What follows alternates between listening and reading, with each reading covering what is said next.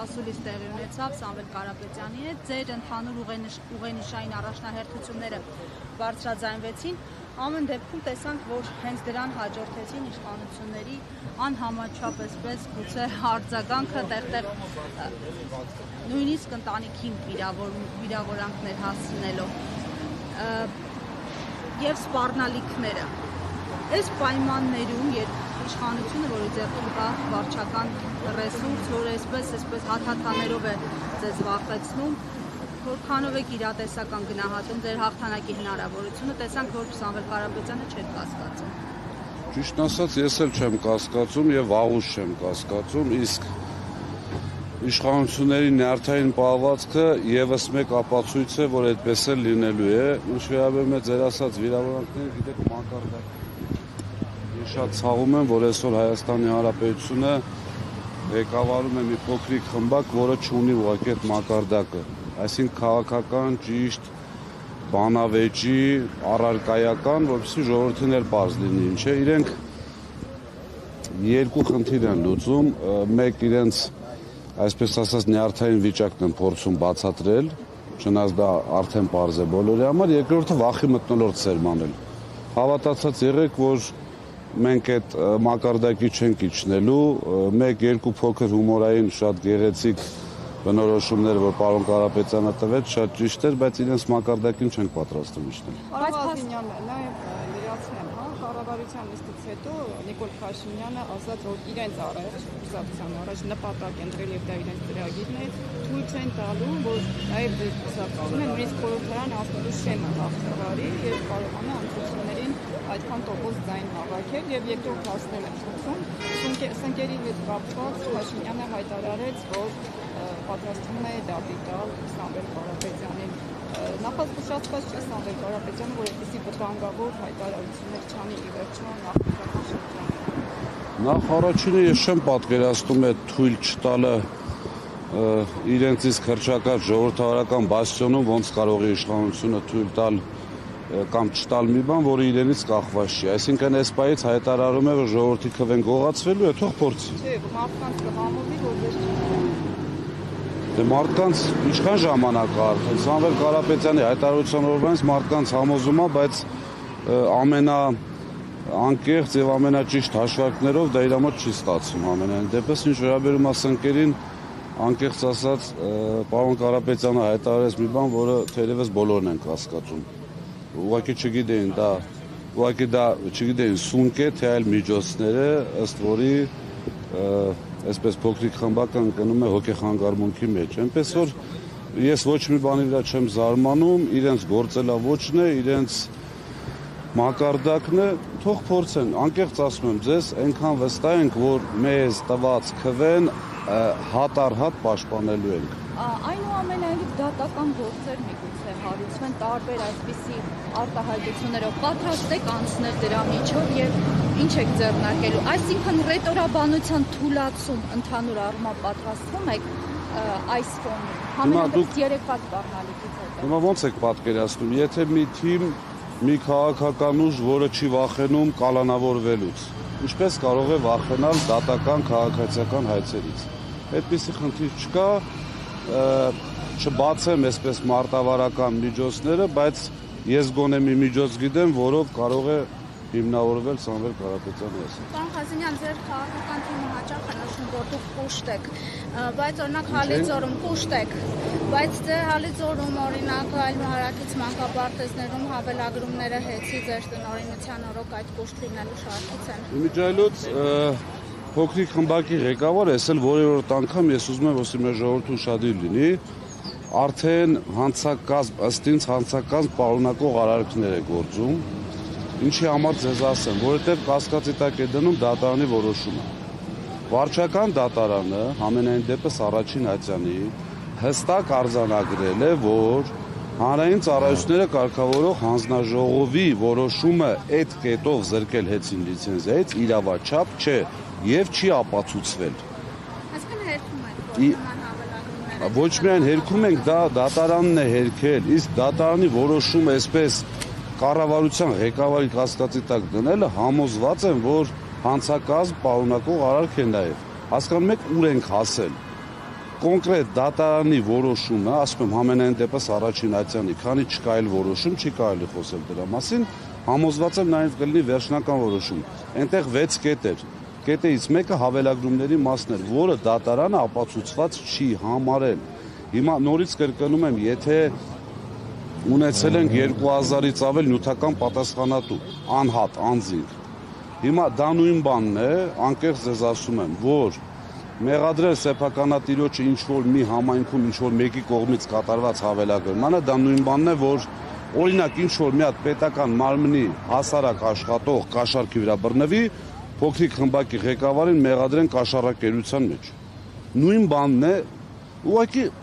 գիտեք ոնց խափում է, պարզ, սուտ է խոսում։ Եվ տեղեկություն այդ կար, որ կառավարությունը $1,000 է առաջարկել վաճառելու համար, Նարեկ Կարապետյանը այս հարցը անպատասխան տվեց, չմեկնաբանեց, արդյոք սա ճիշտ է եւ ինչ եք պատրաստվում անել։ Ճիշտ ասած, այդ համապատասխան փաստաթուղթը ինձ են ասել, որ արդեն լրագրողների ձեռքում է, լրատվամիջոցներից մեկը։ Լրատվամիջոցներից մեկը մենք չենք ցանկանում դա հրապարակել, հաշվի առնելով շատ հանգամանքներ, բայց հաշվի առնելով թուղթը հրապարակված է, ուղղակի հերթական անգամ պետության վերաբերմունքն է մասնավորի բիզնեսի նկատմամբ։ Նարեկ Կարապետյանը շատ ճիշտ է անում, որ չի անդրադառնում այդ թեմային, ինչի համար, որովհետև ինչպես բազմիցս ես նշել եմ, Սամվել Կարապետյանը բացարձակ խնդիր չունի իր ունեցվածքը պաշտպանելու։ Տեսնելով երկիրը ուր է գնում եւ ինչ վիճակում, այստեղ խոսել հեծի կամ իր կորցրած կամ բանակցությունների մասին կարծում եմ ճիշտ չի։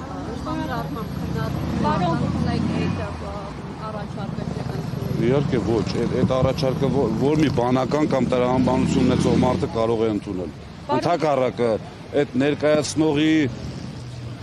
ներկայացնողին պետք է, այսպես ասած, ուղարկել համապատասխան մասնագետի մոտ։ Պարոն Ղազենյան, հարցը մի փոքր կիսատ մնաց։ Կարող եք հստակեցնել այդ մեկ միջոցը, որով կարելի է այդ ձեր ասած հարցին լուծում տալ։ Այսինքն դա տեստ հանձնի, պարոն Փաշինյանը, կարող եք հստակեցնել ինչ նկատի ունեիք։ Դուք ասաց։ Բայց դա նկատի ունեիք։ Դուք ասաց։ Կա այդպիսի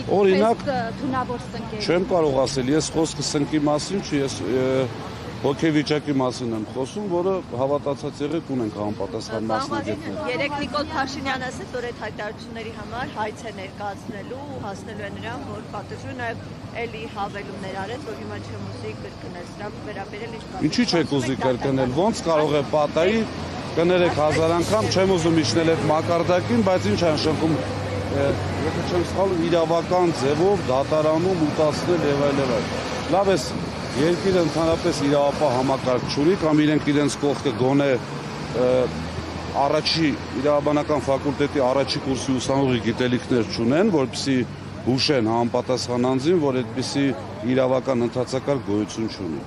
Այսինքն այդ հայտարարություններին անդրադառնալը մեզ պատվից ցածր է, հավատացեք։ Նորմալ է համարը, որ քարոզարշավը այսպեսի, այսպես ասեմ, մակարդակից է սկսում, դա երկկողմանի է, հա թե իշխանությանը, թե դիմությանը։ Հիմա խոսույթով է քարոզարշավը մեկնարկում։ Այսինքն ոչ թե առաջարկներով ինչ-որ քաղաքացիներին, այլ փոխադարձ այսպես վիրավորանքներով։ Փոխադարձ վիրավորանք, որպես մեր կողմից ամենայն դեպս վիրավորանք չկա, ասեմ ինչի համար, մենք փորձում ենք հաստել ինչ որ տեղի ունենում, որովհետև համոզված եղեք, որ այդ մարդու վարքագիծը, ոնց ասեմ, շատ դեպքերում նորմալ չի։ Այսինքն վերջինաշուտ երկրի ղեկավարը, հիմա մեր ուժի ղեկավարը փորձում է հասկանալ, թե դա այսպես ասած ինչից է գալիս ու կարծում եմ, որ մեր ժողովրդին էլ դա պետք է հետաքրքրի։ Կարծում եմ ժամանակը գա եւ ամեն ինչ բաց կլինի։ Ղազենյան, կներեք, ես կարող արդեն ասել եք ուշ մոտեցա, հեծի գնի հետ կապված ուզում եի հարցնել, իսկապես այդ գիններ առաջարկվել ընկերությանը, որի մասին Դե այդ նամակը արդեն ձեր ձեռքում կար, չէ՞։ Հա, եւ պատճառը որ չէիք համաձայնել Չէ, այսպես ասեմ, մենք բնականաբար նաև պատճառներից մեկն էր, բայց այսօր հեծին չանդրադառնալ ունի մի նպատակ։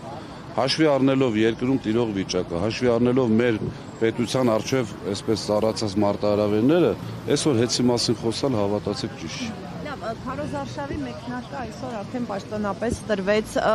Մի քիչ կմանրամասնեք, ինչ ձևաչափով է ընթանալու, ինչ եք առաջին հերթին փորձելու ընտրողներին հասցնել, որն է գլխավոր խնդիրը, որ բացի այդ բանավեճերից նաև ծրագրեր եւ այլն կարող է հասցնել, ինչ մոտեցում։ Մեկնարկը այսպես ասած տրվեց 3 ձեր օգնությամբ, հաշվի առնելով, որ բոլորդ ներկա եք պարոն Կարապետյանի ասուլիսին, որ երեկա տրվել, մի հատ էլ դրա համար թող դատի տան։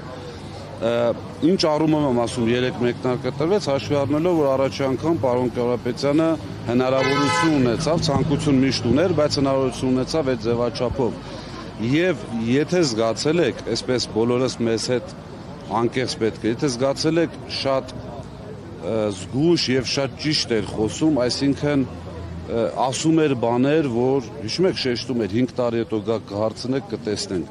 Ես կարծում եմ, որ դա ոչ մեկ թող չնեղանա, բայց դա շատ նոր ձևաչափ է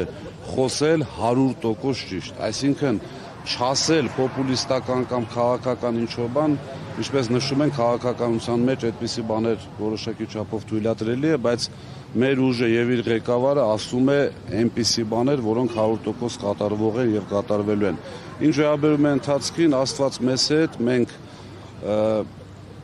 այսպես ասած հավատքով դեպի Աստված, հավատքով դեպի մեր ժողովուրդը գնում ենք առաջ եւ համոզված ենք, որ չգիտեմ արդեն որ բառն ասենք, որ ճիշտ լինի։